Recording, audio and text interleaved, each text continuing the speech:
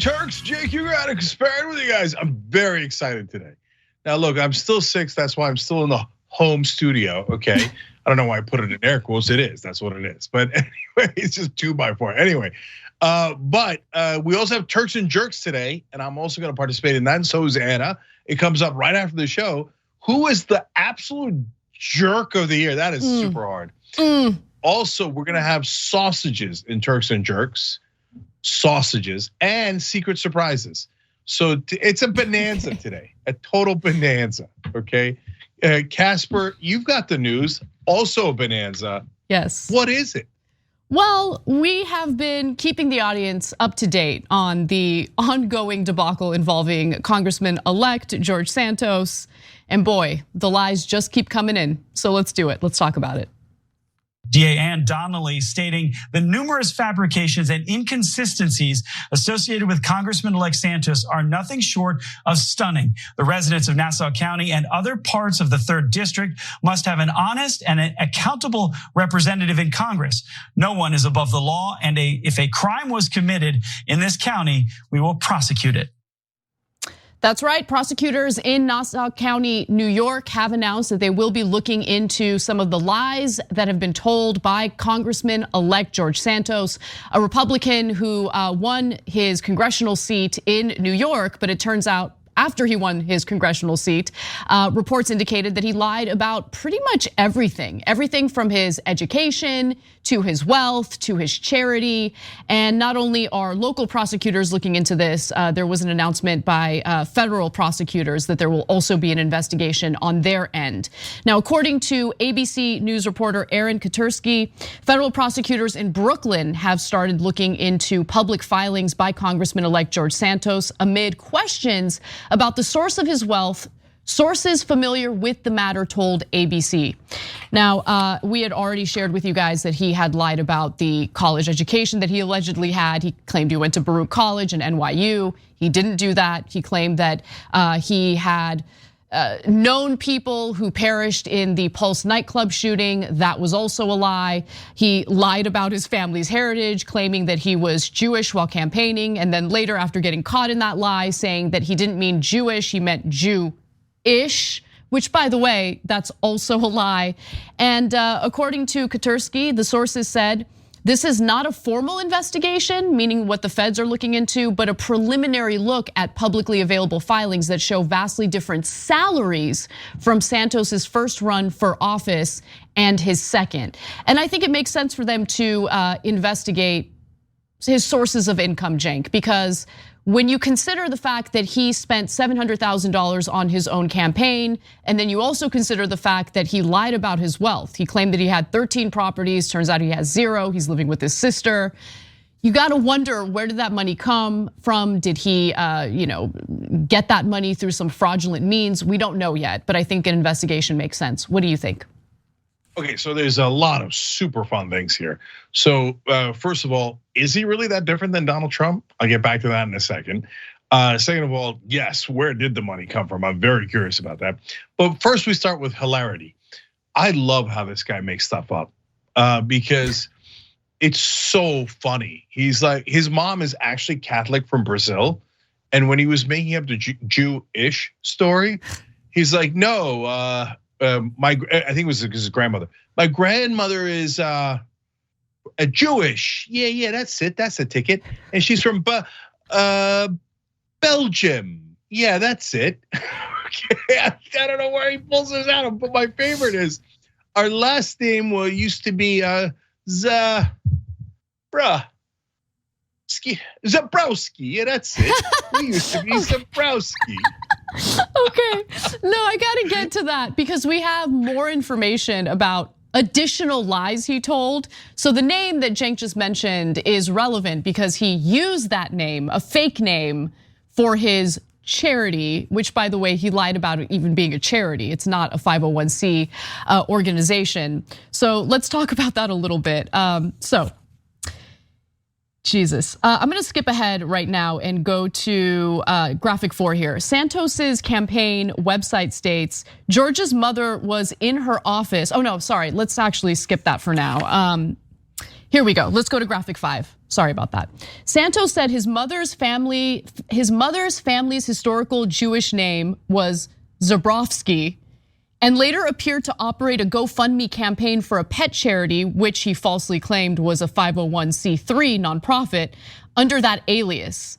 Now, experts found no evidence of Jewish or Ukrainian heritage in his family tree. He used the alias of Anthony Zabrovsky for fundraising for this pet charity, and that was unearthed by CNN. He also told some lies related to 9/11, which I'll get to in just a moment. But Cenk, I wanted to give them that context so you can continue dunking on him. Go ahead. Yeah, I mean, everything about this guy is like, I mean, at a high end, you could say Kaiser Soze, right? At a low end, Clownorama. He's probably watching like Pet Cemetery when he comes up with the idea for the pet charity. And so, like, should they investigate his finances? Of course, everything from like the fake pet charity, or as soon as you have a fake charity, boom, you got authorities must investigate. That's crazy not to investigate. The only reason not to investigate would be, well, he's now a powerful person and we just leave those guys alone, right? And so that one's a little bit complicated. I'll come back to it, but certainly you should do that. But mainly, as Anna pointed out in the beginning, are you kidding me? You got all this hundreds of thousands of dollars that you gave your own campaign. You used to run a scam in Brazil back in 2011, which authorities are still looking to find you on. And you live in your sister's basement. So you obviously don't have a lot of money, as you were claiming. So where in the world did that money come from? And so it's not remotely controversial to investigate his finances. You'd be nuts not to, right? Which then leads me back to my original point, Anna, which is he really that different than Donald Trump? Well, fake charity. Trump had a fake charity. Yep. Fake university. Trump beats him on that. He said he had 13 properties. Trump claimed to have $10 billion. And I could go on and on and on. They're both pathological liars.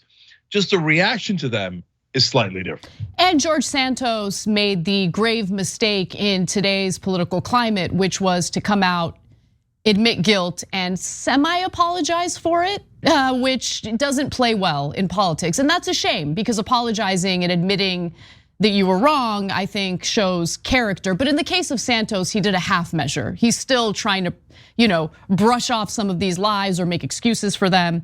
To your point, though, Cenk, about how Santos can be compared to Donald Trump, Canadian Citizen in our super chat says, Santos is going to be president at this rate. Listen, Canadian Citizen, we get to make fun of our country, okay? You back off. You got it? No, I'm just kidding. Make as much fun of it as you want. It's insane what's going on in our political climate right now. Yeah, and by the way, the lies are incredibly similar on almost every count. He said, this guy said he was going to Baruch University and colleges he didn't go to. Donald Trump claimed to be at the top of his class, when in reality, he literally hides his transcripts and threatens to sue anyone who finds out how terrible a student he was. So just outrageous, over the top lies. Trump once even claimed to invent the word fake.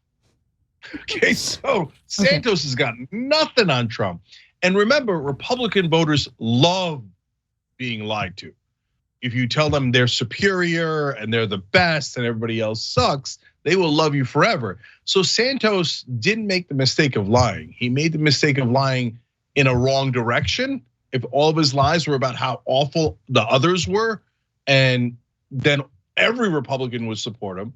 As it is, he's got a little bit of power, so most of the Republican Party is staying neutral here. But he doesn't have Trump's kind of power, so he won't get the same protection for his lies that Trump gets. So one of the other lies I wanted to bring up was unearthed by Yashar Ali, because it looks as though he tried to make it seem as though he lost his mother to the 9/11 tragedy. So in a tweet from July of 2021, he wrote via Twitter, 9/11 claimed my mother's life, so I'm blocking so I don't ever have to read this again. He tweeted that in response to someone.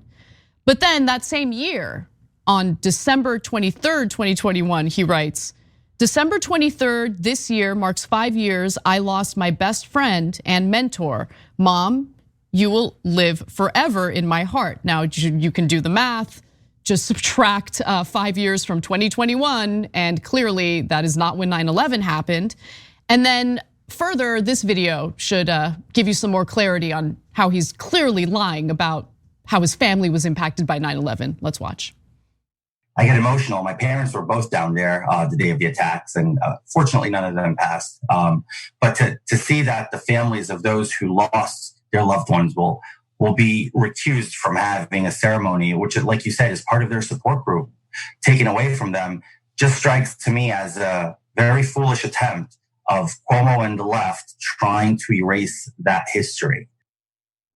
In addition to that, Santos's campaign website states, quote, George's mother was in her office in the South Tower on September 11th, 2001, when the horrific events of that day unfolded. She survived the tragic events on September 11th, but she passed away a few years later when she lost her battle to cancer.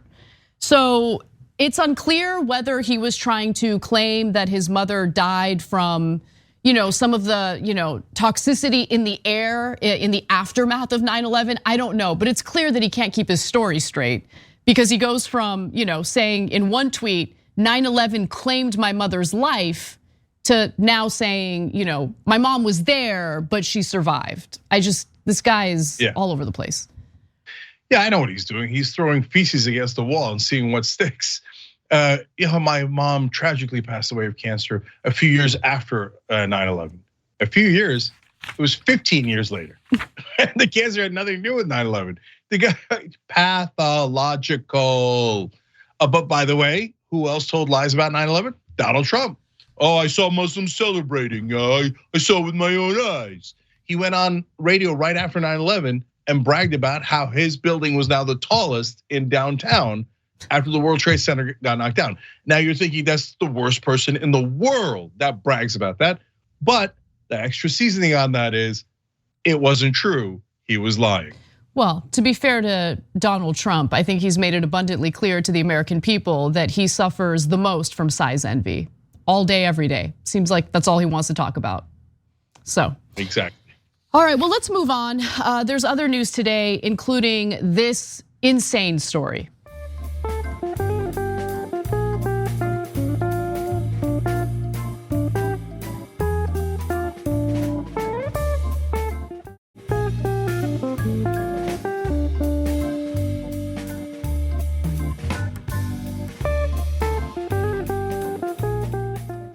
And her needs to leave or you'll be arrested for trespassing.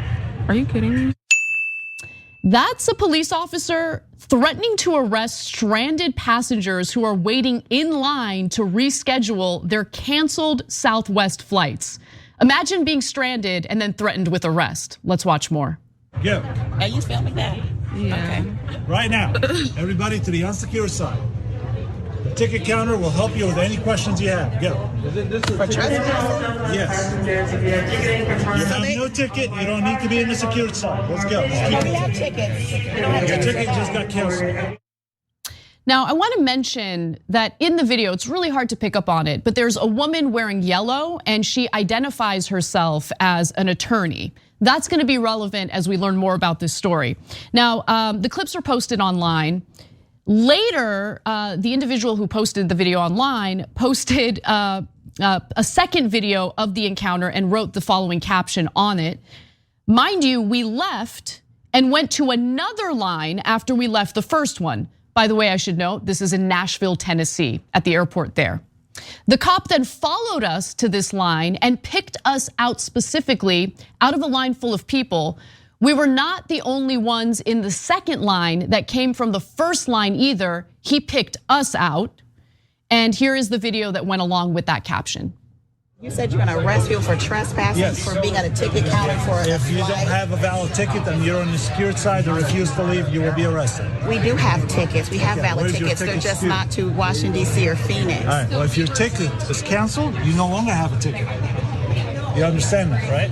Because they rescheduled. No, they don't. If they tell you to go to We are the ticket told at the counter, you go to counters ticket that we have to see a CSA. We were Well, told. right now, Southwest is calling us because you guys are congregated right here, and they're trying to close that gate. So we're not and congregating. telling We're in you. line to get information. Okay, well, we're telling you, your information is at the ticket counter. Please go to the ticket counter. I'm just trying to make the legal connection. I'm All an right, attorney, there's and a I want to make sure I TCA called understand it. Airport and Aircraft Security that says if you're told to leave and you refuse to leave, with a valid ticket at a ticket You don't have a valid ticket. Your ticket got canceled. So my ticket, so the instruction we got somewhere else. All right, well, the instruction you're getting now.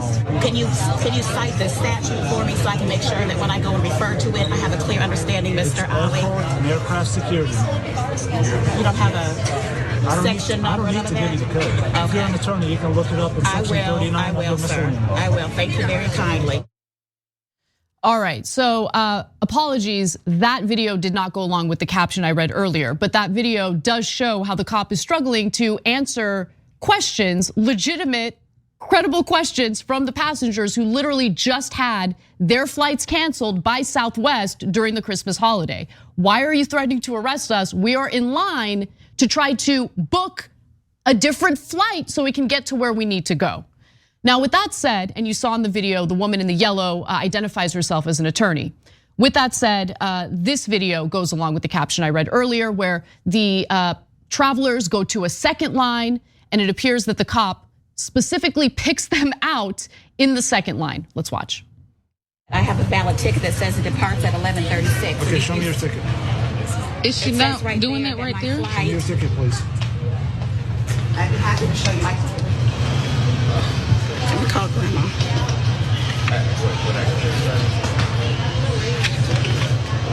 Mom, I have you on speaker because I want you to hear. Okay. Do you practice in Davidson County? Just out of curiosity, you don't have to answer that. Yeah, I know. So say if your flight is for tomorrow. Say if your flight gets canceled, it is canceled.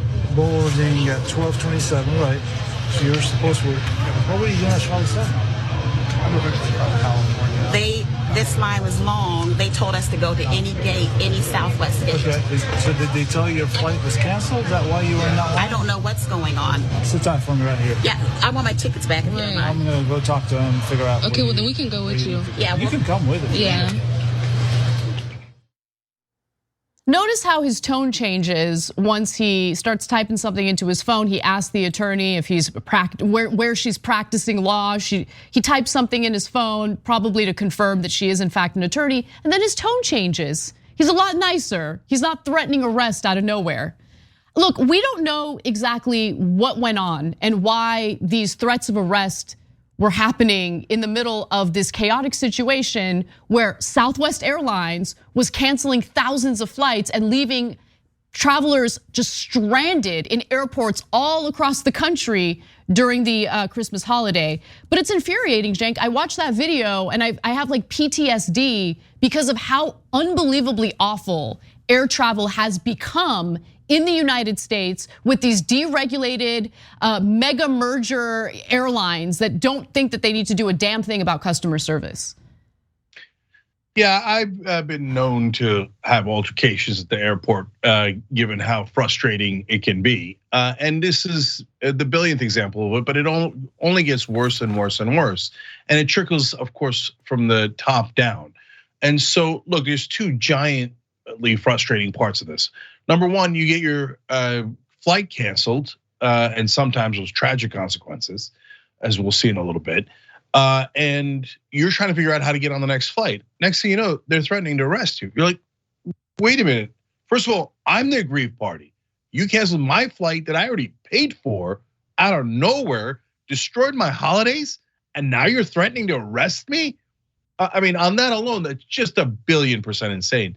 But having watched many of those videos, you also see passengers who aren't in any way related to this controversy, who are just on a layover, and the cops start rounding them up. Yep. No, whoa, wait a minute. I'm not on that flight, and I'm not on that flight.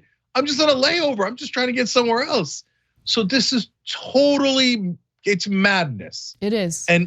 But Anna, you're right to point out the oligopolies, et cetera, because now airlines, since there's no government looking out for any citizen, feel like they can crush you ad nauseum, and there's not a goddamn thing you can do about it. Well, I mean, it's interesting because If I were Pete Buttigieg, he's trying to cover his own ass right now because of the lack of oversight that we're seeing from the transportation department, which of course he's the secretary of, and he's not, in my opinion, he doesn't have the expertise or the experience to lead that federal agency, but he is, because this is how our government works, right? Favor for a favor, dropped out of the race to help Biden out during the Democratic primary. So of course he gets a top post within his administration. With that said, if I were Pete Buttigieg, what I would be talking about right now on national television is how Southwest Airlines in particular is supposed to give, by law, a refund, a reimbursement, not a voucher, okay? People who have their flights canceled by law are supposed to get a refund. That is what the fine print indicates. But he's not saying that, which I think is fascinating. Why isn't he saying that? Why isn't he making it abundantly clear that Southwest Airlines and all these other airlines that have canceled flights in the middle of the holiday have a responsibility to give reimbursements to the customers they screwed over? Instead, he's like talking about in the summer we had this verbal agreement. I got this cool dashboard going where you can, look up what kind of deals or what kind of customer service you can expect from these airlines. Hey, how about you actually enforce the laws? How about you do that? That'd be real nice. Yeah, Anna, so this goes to what is wrong with a lot of American politics right now. So Fox News had a graphic saying that Mayor Pete stranded people in these different cities. No, he didn't do it, Southwest did it. So you have Fox News lying in a weirdo, needless way to blame Buttigieg for something he didn't do, when it's just sitting out there in terms of blaming him for something he did do, which is the point you're making, Anna, which is he could actually go out there and fight for you guys. Yeah, Southwest did it initially, but he could say, no, they owe you refunds. You know what would happen? People would love that. Why don't they do it? Because they're obsessed with serving corporations and their donors. And that's why they don't do things that are super obvious if you're looking to be popular and actually represent the voters. And that's exactly what's wrong with the current day Democratic Party. And I mean, for someone like Pete Buttigieg, you can just keep failing upward where Biden will handpick you to lead a department, a federal government agency that you really have no expertise in. So there you have it. That's the way politics works in America. We got to take a break. When we come back, though, we should talk about another passenger who was royally screwed over by Alaska Airlines because his canceled flight led to some serious health ramifications. That and more coming right up.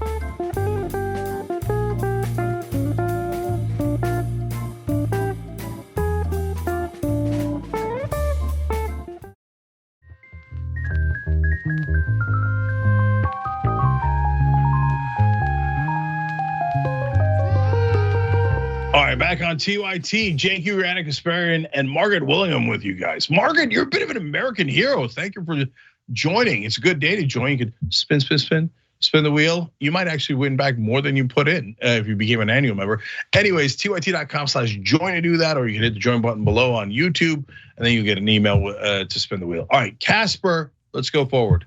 All right, well, corporate greed has some serious consequences for human lives. We talk about that theme quite a bit on this show, and the canceled flights during the Christmas holiday weekend is no exception. Because of the fact that thousands of flights were canceled over the weekend, one man, Patrick Holland, who was scheduled to travel to get a heart transplant, was unable to do so. We should hear from him as he discusses what happened after Alaska Airlines kept canceling his flight from Alaska to Seattle. Let's watch. We got to the airport and it was packed, which is unusual. It was packed because flights were being canceled, and I didn't realize that until I went to the kiosk and my flight was canceled. And after waiting in line for an hour, panicking, realizing my flight was leaving in a half an hour, I waved down a woman that worked for Alaska Airlines, and I told her the situation. Said, "Hey, I'm on a heart transplant. This is crucial." And she waved me to the front of the line, and she said, "Yeah, your flight has been canceled." And then my heart sank. And she said, "I will get you on a plane," and she did. She got me on a plane, and from there we were diverted about halfway through. I didn't know that because they had announced it, but I guess during my excitement of getting a heart was overwhelming. So, but we were in flight for about 4 hours, and I heard the pilot say that, "Hey, welcome to Anchorage," and I thought he must be really tired because we've been in the air for about 4 hours, and it doesn't take 4 hours to get to Anchorage. And a lady overheard me tell my brother that, and she looked over. She said, "My phone says Anchorage," and then I started to panic, and then my phone said Anchorage.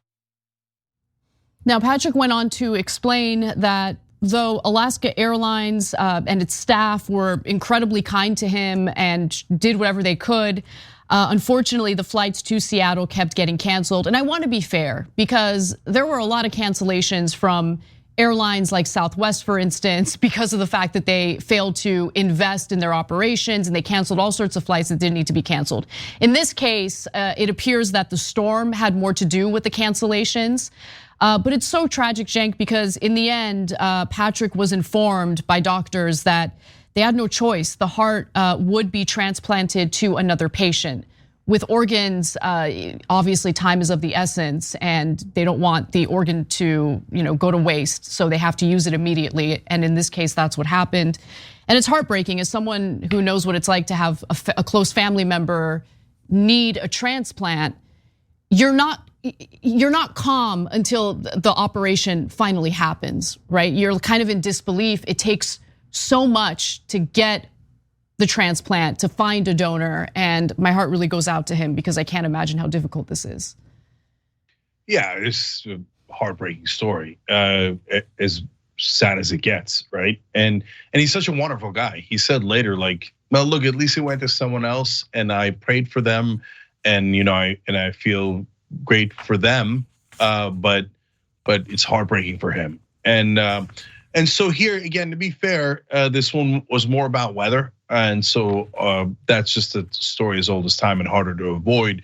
But it is happening in the midst of many other cancellations that are not about the weather. I don't know if the other cancellations affected this.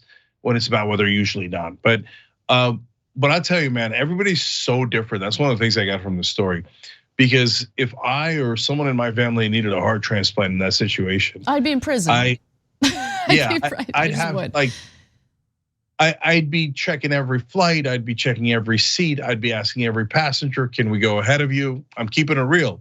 And if you think that's rude, yeah, okay, I'll be more polite after my dad or my brother gets the heart. But right? But that's the other thing, Cenk. Obviously, if you're experiencing what this man experienced, I mean, he seems like he handled it the best he could. He was calm. Not everyone's calm. Some people panic, some people freak out. And the thing is, you're not allowed to even raise your voice at an airport. That's how insane and how there's so much tension at an airport. All the employees there, all the staff there, they're on edge. And it feels like they can't wait to call security and get you the hell out of there. If you express any discontent, I don't know, it's like you're not allowed to be a human as you're put in a situation where you're clearly being screwed over. And that happens a lot at airports because there are a lot of cancellations that don't need to happen. There's all sorts of annoying practices that these airlines get away with, including overbooking flights and basically giving you the middle finger if you don't show up before everyone else does. Well, we overbooked it, sorry, you're done. It happens all the time. Yeah, last thing I'll say on that is that it doesn't have to be this way. We've all just gotten used to the airlines abusing us. Mm-hmm. This is an industry, I've told you many times, it literally has something called a misery index, where they try to make you more miserable so you'll pay more to get out of your misery. I've never had any of these moments at a train station. Back when I lived on the East Coast, I used to take the train all the time. Never one issue, not once, right? On the planes and at the airports, dozens of times. Right. Because once you let people abuse you, they will over and over and over and over again. This might not be the best example of it because it was a weather situation, but you're seeing was the Southwest cancellations and the stories we just did about how now they're threatening to arrest anyone who complains at airports. It's brutal and it shouldn't be this way. The government's supposed to look out for you as these corporations crush you. Well, let's switch gears a little bit because what Cenk just said is the antithesis of the gentleman we're about to talk about.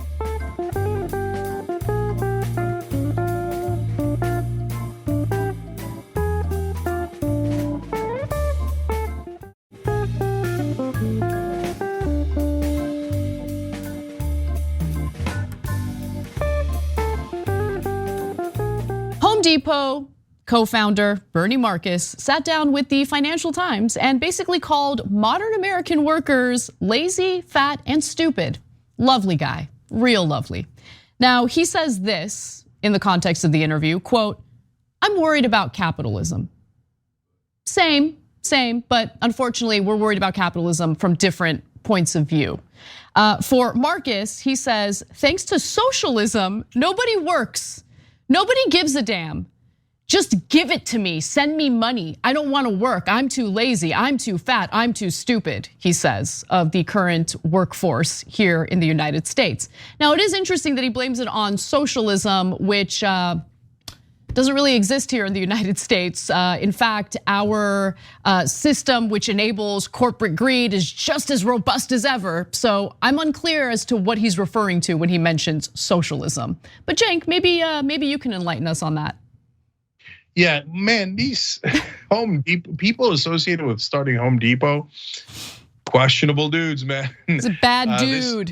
He ran around with a bunch of bad boys. Yeah, and a lot of them are, not all of them, but a lot of them are mega Republicans. He's one of them. This guy's the bizarro Bernie. He hates the workers. They've made an insane amount of money. I believe that they're worth $321 billion. That's the market valuation of Home Depot. What on God's green earth are you crying about? Oh, are the workers now demanding to have some rights? It's not like it costs you anything, brother. You've got billions stacked on top of billions, stacked on top of billions. He's like 93 years old. You're 93. Yeah. You know what I'd be worrying about at 93? Nothing. I'd be thinking about what can I do to maximize the last few years of my life? Let's just keep it real. Like really, you don't even work at Home Depot, bro. Like what are you doing? Step aside. Yeah, move it along. At 93, I'd be worried about one thing: cardiac arrest. Well, yes, I'd be worried about when it's going to be my time for sure. But that worry would make me, reconsider whether, insulting people who aren't working hard enough at Home Depot makes sense. Like, maybe there's other things I should spend my mental energy on. That's all I'm saying. Anyway, but I want to give you some more of his comments because he says, quote, "Capitalism is the basis of Home Depot and millions of people have earned this success and had success. I'm talking manufacturers, vendors, and distributors and people that work for us who have been able to enrich themselves by the journey of Home Depot. That's the success." And I wanted to look into that a little further. How do the workers at Home Depot really feel? I'm sure he's thinking about executives, both at Home Depot and the manufacturing companies that they do business with. But if you actually look at how workers feel at Home Depot, it's just fascinating stuff. So there's a comparison on Indeed between Costco employees and Home Depot employees. Let's go to the second, there we go. So salary satisfaction. 83% of workers at Costco wholesale are satisfied with what they're getting paid. Only 47% say the same at Home Depot. What about CEO approval? Well, 88% of workers over at Costco are happy with the CEO. 78% say they're happy with Home Depot's CEO. Seems like there might be some issues over at Home Depot in terms of their management style, pay, stuff like that. Yeah, so I think perspectives is so critical here and is never really discussed. So Anna, you nailed it. Bernie Marcus is looking at this from the perspective of executives and other company owners, et cetera. And he's not wrong about that.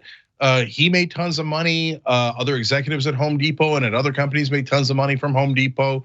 That is true, and that's one of the upsides of capitalism. But when he says millions, wait a minute, there are millions of executives. There are millions of employees. But those are the guys you just crapped on. So you're saying Home Depot's success should be about rewarding executives and shareholders and property owners and the upper class. But we should not share that success with millions over the course of all these decades of employees at all of those companies. They're the bums, they're lazy, they're fat. I don't want to pay them. I don't want them to have the rights that they should have. So then who does capitalism work for? In a sense, Bernie Marcus is right. It works for him, it works for everyone he knows. That's why he's like, I don't get it, man. Capitalism is awesome. Everyone I know thinks it's awesome. But it doesn't work for the great majority of us. And now the thing is, it can, and that's why that Costco example is such an important one. Costco pays its workers much more. It never insults them like this. It gives them much better working conditions, and that's why you're seeing the satisfaction that you are out of the Costco employees, and by the way, customers. And they've also not increased prices during inflation. It's another story that we did. This is not a rando ad for Costco. We're just telling you about two really interesting examples of how capitalism can and does work if you take it from the perspective of everyone, as Costco does, including the workers and the customers, or if you look at it from how most right-wingers look at it, the Home Depot owners, and you only look at the owner class, then you think, yeah, this is a great system. The only problem is the bum workers and 90% of Americans. So when it comes to Costco, its success and its treatment of workers, I just want to be clear about something, because what that requires is executives who are willing to go against the way the system is set up, right? Because look, I try to think of people, especially in the business world, not as good or bad, but just individuals who are motivated by incentives or disincentives. In the way that our system is structured, the shareholders have all the power. So the fact that executives at Costco during their earnings call told agents from Citibank that no, we're not gonna pass off inflationary costs to our customers. We think that's a bad idea. We're not gonna do this to maximize profits for the shareholders. We're gonna go ahead and keep doing what we're doing because it's a model that's worked for us. That takes principle. That takes a strong person or a strong group of people, and it goes against all of the incentives that executives have in today's system, really. So I don't know. I don't know if there's a way to maybe change the fiduciary responsibility so it actually looks out for the workers as opposed to the shareholders. I feel like it's impossible to ever see a system like that, but that's what we need, right? No, it's definitely not impossible. It's actually very possible, and other countries haven't, and that's why they're they perform so much better in almost every ranking than America.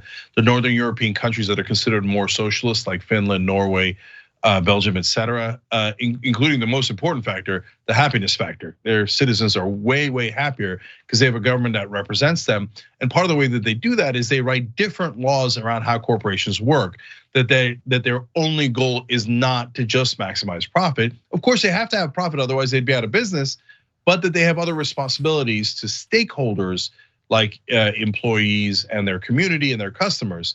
So it's definitely possible. We're just choosing not to do it. And then finally, there is one thing here. Look, I've heard from small business owners too, and not just the like nearly bizarro evil Bernie from Home Depot, that workers are demanding more these days. And that's true, and it's partly a supply and demand issue. And now that we're near at full employment, I mean, it's ironic what Bernie Marcus is saying, because he's saying they're too lazy when we're at record employment. Almost everyone is employed.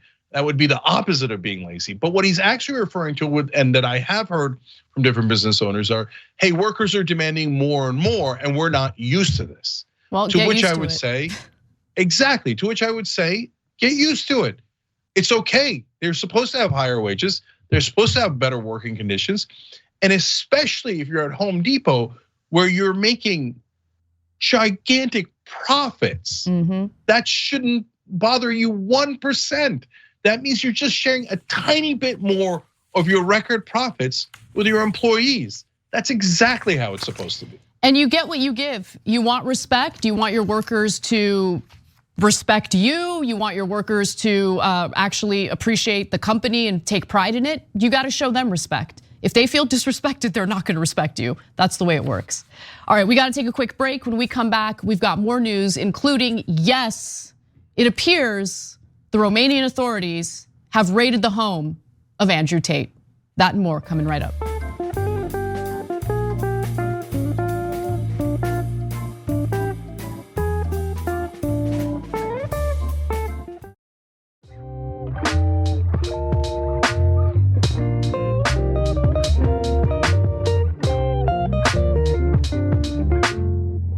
Back on TYT, Cenk, Uygur, Anna Kasparian, Jolly Jeff, Chantel Tenorio, James Michaels, all with you guys.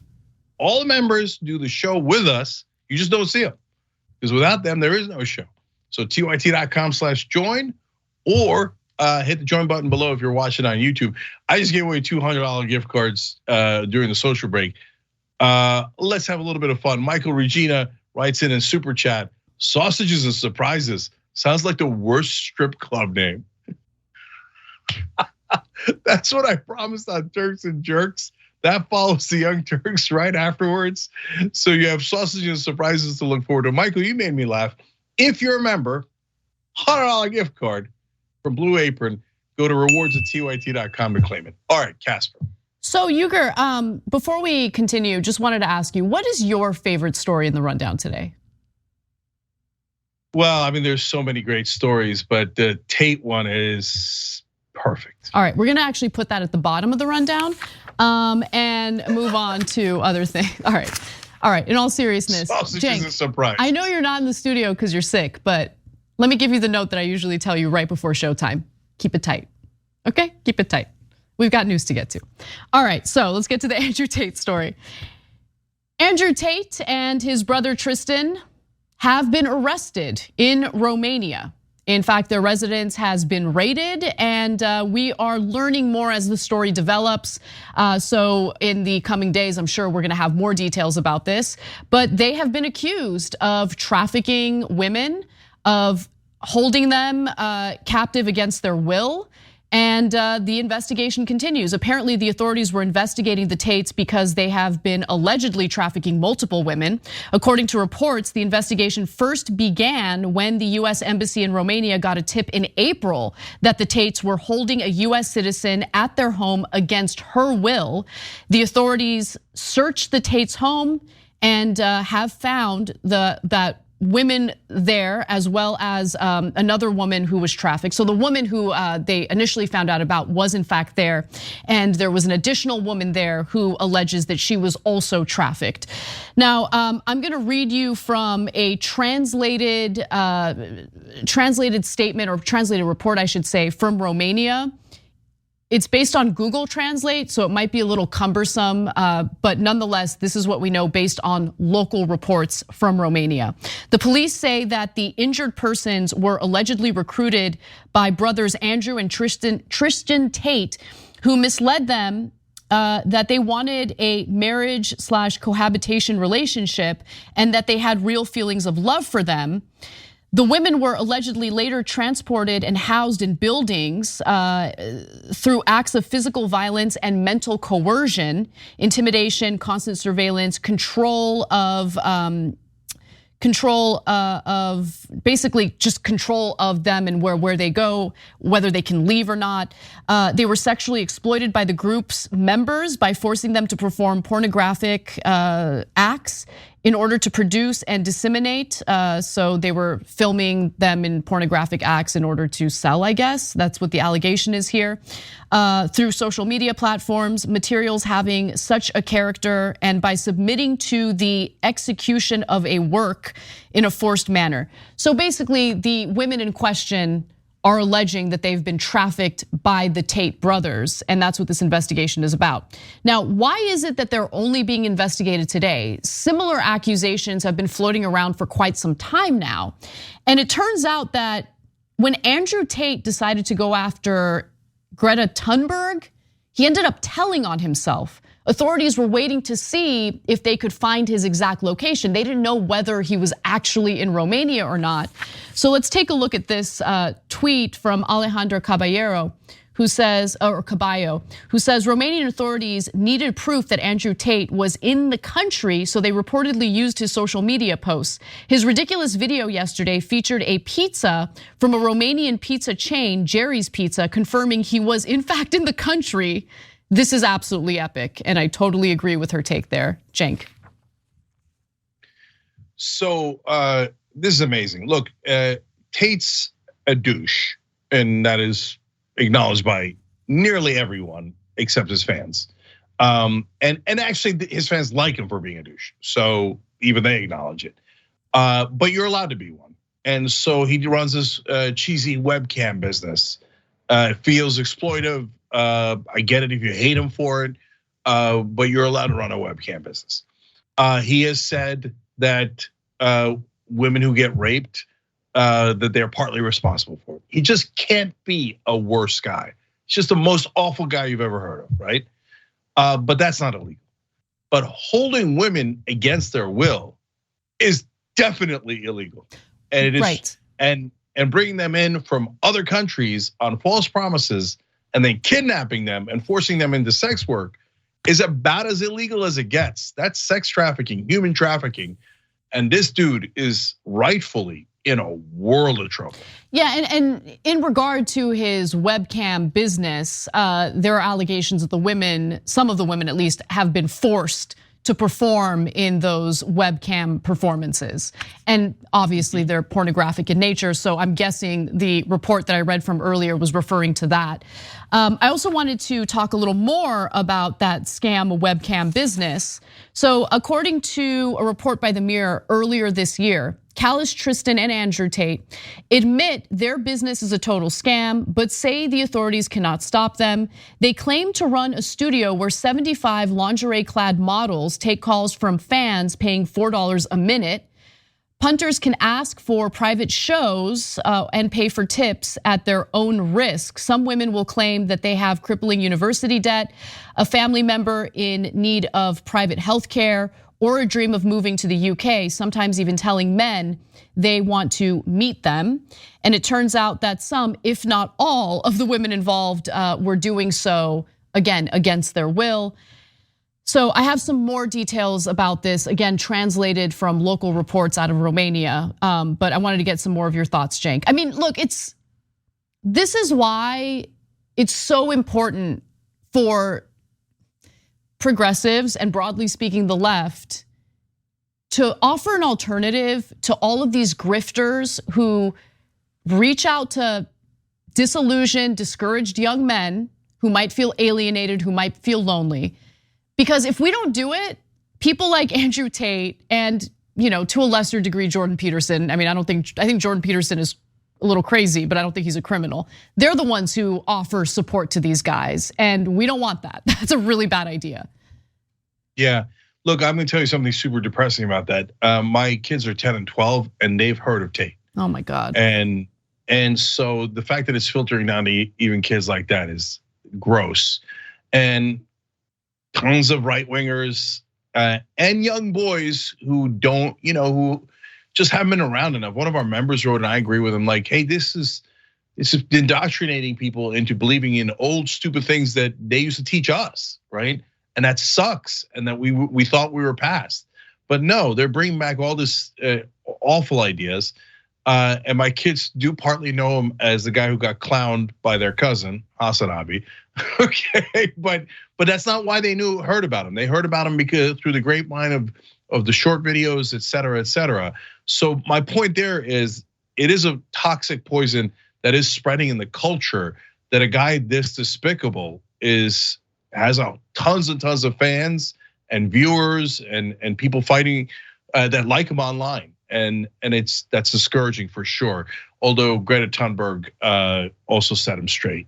And by the way, this, I don't know if you've got this one, Anna, but the scam that they run, how they lure them into Romania, oh my God, it's disgusting.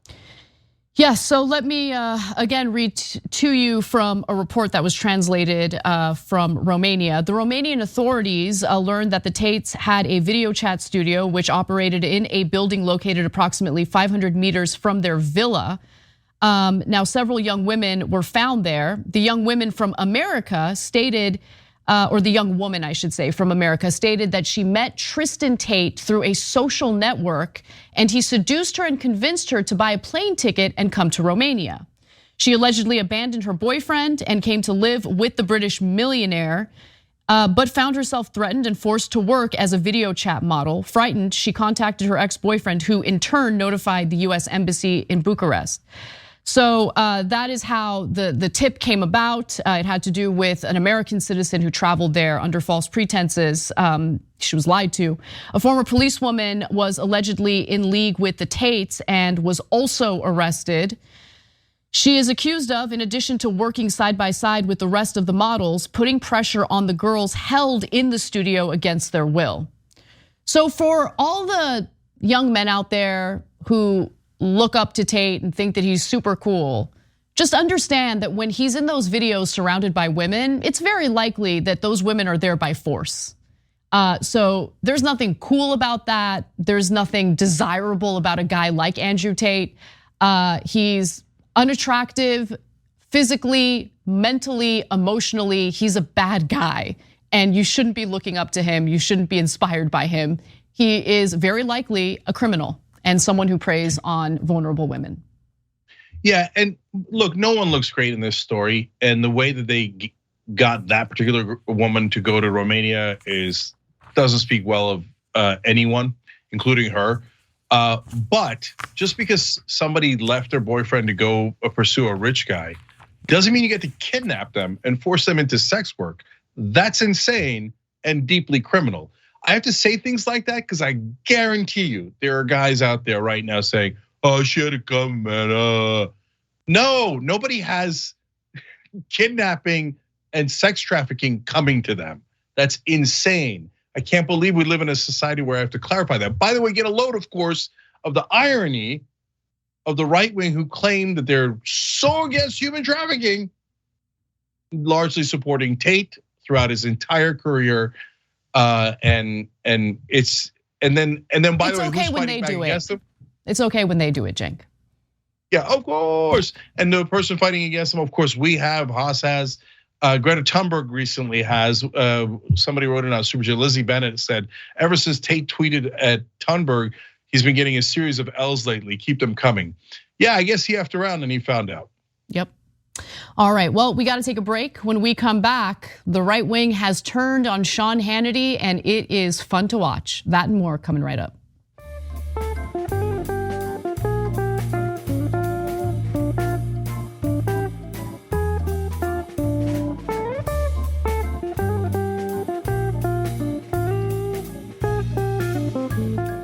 Thanks for listening to the full episode of The Young Turks. Support our work, listen ad-free, access members-only bonus content, and more by subscribing to Apple Podcasts at apple.co/TYT.